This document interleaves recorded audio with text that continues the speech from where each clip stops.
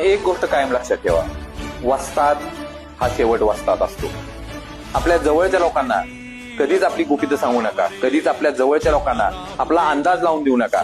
जोपर्यंत व्यवस्थित आपलं चाललंय ना तोपर्यंत शांतपणे खेळा. परंतु ज्यावेळी संघर्षाचा काळ येईल, ज्यावेळी आपली जवळची लोक आपल्याला अडचणीत आणण्याचा प्रयत्न करतील ना, त्यावेळी आपला मास्टर स्ट्रोक कायम राखून ठेवा. कारण पुढच्यालाही कळलं पाहिजे, शेवट वस्ताद हा वस्ताद असतो. परमो धर्म